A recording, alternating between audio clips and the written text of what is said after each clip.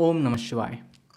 नमस्कार, मैं खुशहाल ज्योतिष और वास्तु अभ्यासक मेरे नवदृष्टि यूट्यूब चैनल पर आप सभी का स्वागत करता हूं। आज मैं सामान्य राशिफल के आधार पर कर्क राशि के लिए 2026 में होने वाली शुभ अशुभ घटनाओं का पूर्वानुमान सरल भाषा में समझाऊंगा। वैसे देखा जाए तो गोचर ग्रहों का भविष्यफल चंद्र कुंडली से ही देखना चाहिए, परंतु सामान्य भविष्यफल में वैयक्तिक रूप से देखना यह असंभव है। आज हमारे लिए यह समझना महत्वपूर्ण है कि वक्री बृहस्पति, धन भाव में बैठा केतु, अष्टम भाव में बैठा राहु या भाग्य भाव में शनि का गोचर अच्छे परिणाम देगा या कुछ और होने वाला है। लेकिन सवाल यह है कि शुरुआत कहाँ से करें। हमारा मानना है कि हमें केतु से शुरुआत करनी चाहिए। कर्क राशि में द्वितीय भाव में सिंह राशि की उपस्थिति के कारण कर्क राशि वाले व्यक्ति सदैव दानशील रहते हुए अपने साहस और पराक्रम से धन कमाने में सफल रहते हैं। इसके अलावा सामाजिक कार्यों में भी बहुत दक्षतापूर्वक कार्य करते रहते हैं।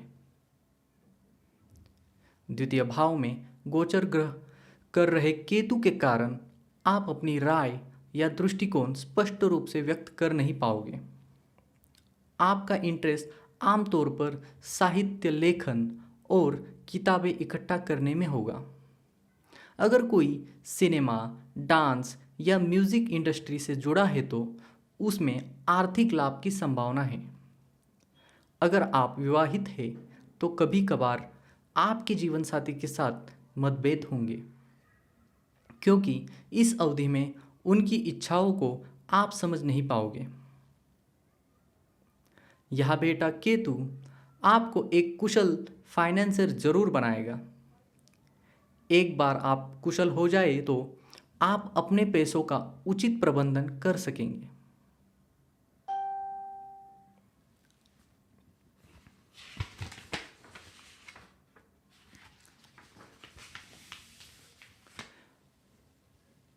सामान्यतः आपको उधार या कर्जा लेना पसंद नहीं है, लेकिन किसी कारणवश आप उधार ले भी लेते हैं तो उसे वापस चुकाने का प्रयास आपका रहेगा।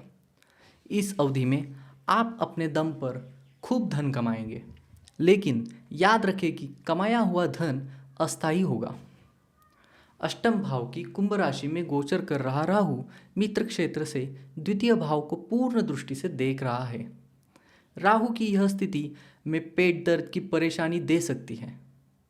आपको धन प्राप्ति के लिए भी कुछ परेशानी का सामना करना पड़ेगा।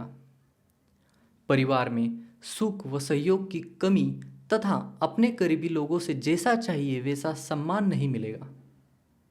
आप कड़ी मेहनत करेंगे, फिर भी आपको अपेक्षित परिणाम नहीं मिलेंगे।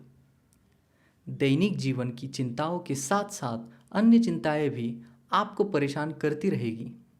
कभी कभी आपको कठिनाइयों का सामना करना पड़ सकता है। स्वास्थ्य संबंधी विचार करने से पेट की बीमारियां कष्ट देंगी। इस अवधि में आजीविका को लेकर भी चिंता रहेगी। नवंबर महीने तक आप सुख और दुख को एक ही समझने लगेंगे।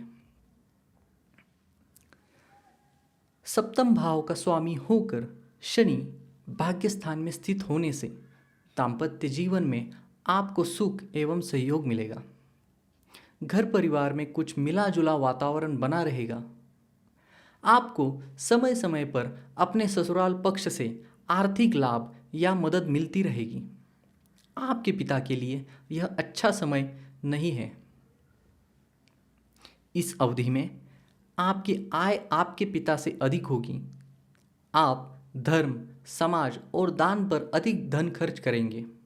अच्छी बात यह है कि कार्यस्थल पर सब कुछ ठीक रहेगा।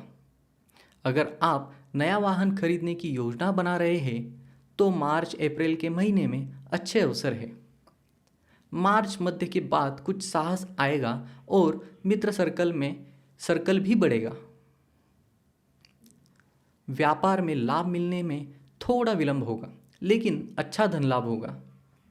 भाई बहनों का सुख व सहयोग कम ही मिलेगा। शत्रुओं में अपना प्रभाव कुछ कठिनाइयों से परंतु अवश्य स्थापित करोगे। बाहरी मन से भाग्यवान और संतुष्ट होने का दिखावा आप इस काल में जरूर करेंगे, लेकिन आंतरिक रूप से चिंतित रहेंगे।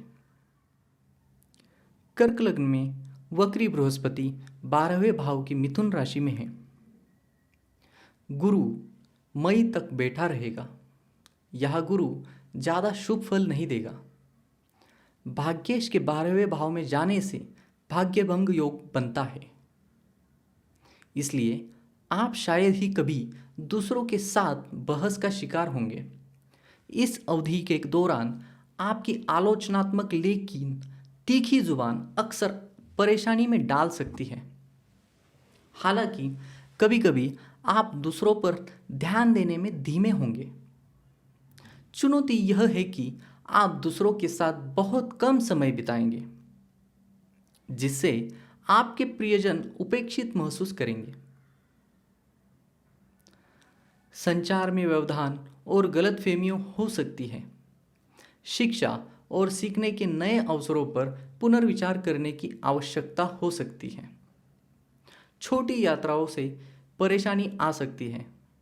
अधिकांश मामलों में आपको ऐसा लगेगा कि हर चुनौती से निपटने का समय आ गया है, लेकिन अंत में आपके ऊपर काम का बोझ बहुत अधिक हो जाएगा। परिणाम स्वरूप जब आप कई कार्यों से अभिभूत हो जाएंगे तो आप अस्थिर हो जाएंगे।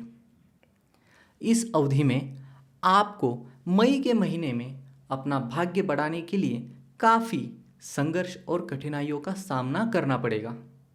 समाज में भी कुछ बदनामी हो सकती है। जो कि छठे भाव का स्वामी 12वें स्थान में है और छठे भाव को देख रहा है, इसलिए आपको शत्रुओं और स्वास्थ्य से संबंधित शुभ परिणाम नहीं मिलेगा। इस अवधि में किसी से लिया गया कर्ज न चुका पाने के कारण मन में भय रहेगा तथा बीमारी या शत्रुओं का भी भय रहेगा। धन की अस्थिरता बनी रहेगी। आपको अपने स्वास्थ्य के प्रति सावधान रहना चाहिए, क्योंकि कान की बीमारी आपको परेशान कर सकती है। बच्चों को लेकर कुछ चिंता इस समय आपके मन में रहेगी। कारोबार में मेहनत करने से बाहरी क्षेत्रों से आपको सुखद एवं सहयोगात्मक संबंध बनेंगे तथा आपकी ताकत बढ़ेगी, लेकिन खर्चों पर नियंत्रण नहीं रख पाएंगे।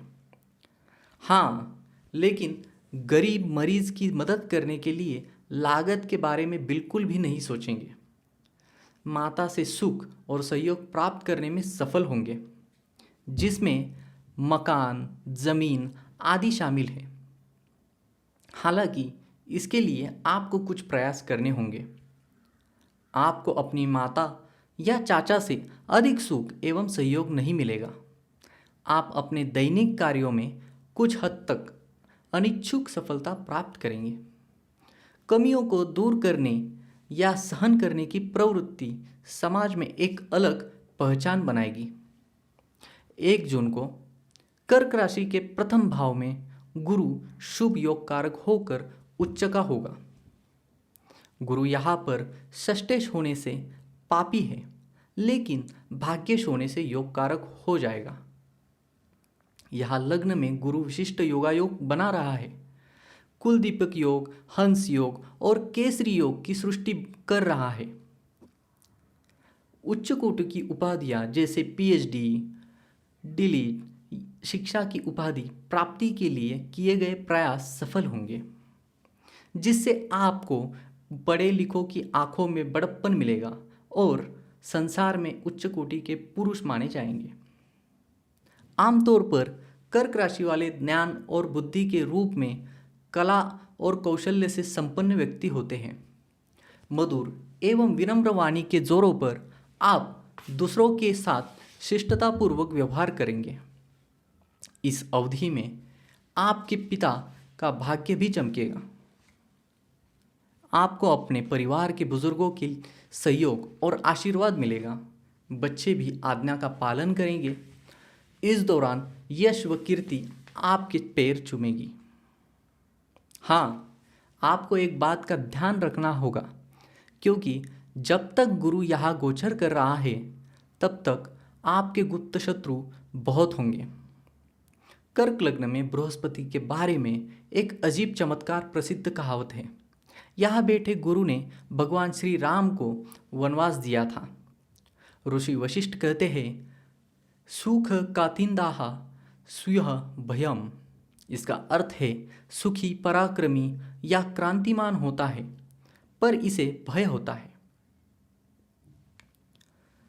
जून से 30 अक्टूबर तक का समय बहुत अच्छा है।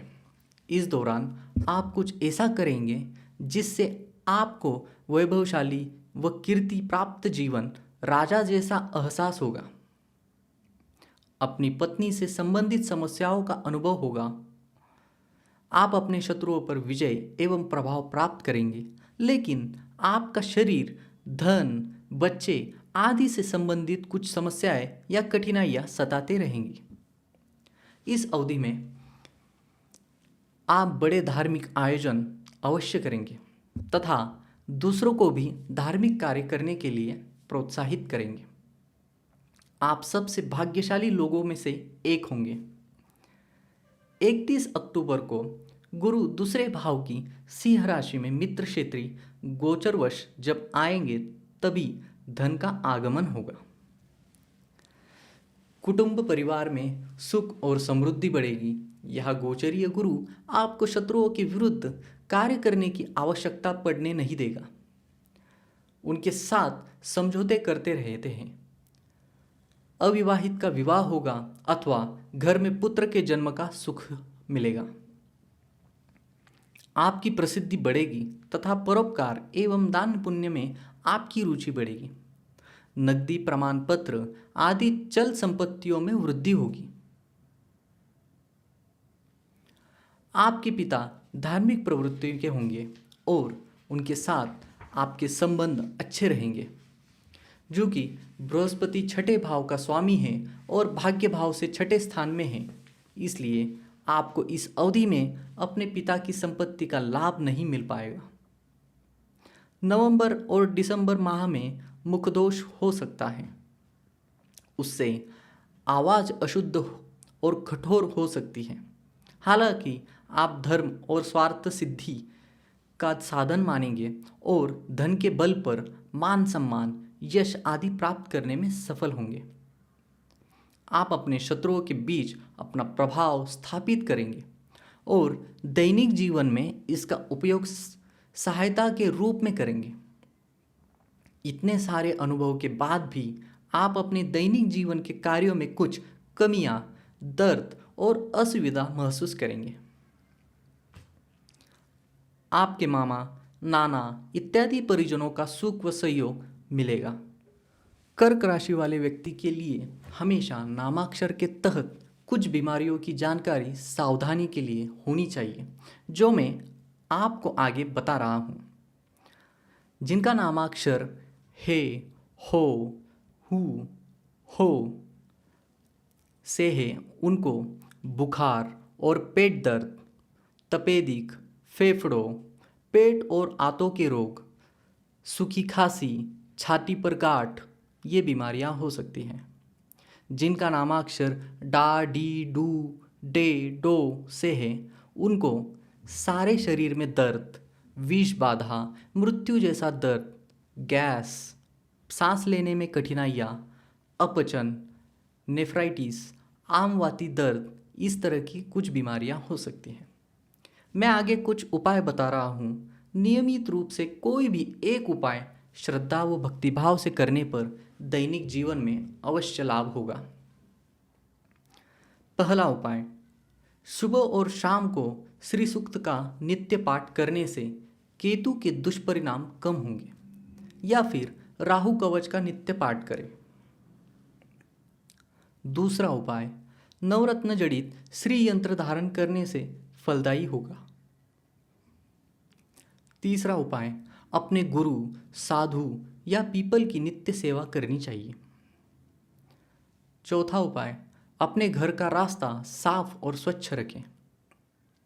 5वां उपाय, माथे पर केसर चंदन का तिलक लगाना शुरू करें। हमारा यह वीडियो आपको अच्छा लगता है तो प्लीज़ शेयर करो, लाइक करो और सब्सक्राइब करो। हमारे चैनल के आने वाले नए वीडियो का नोटिफिकेशन पाने के लिए आइकॉन बेल को क्लिक करें। शिवम कल्याण।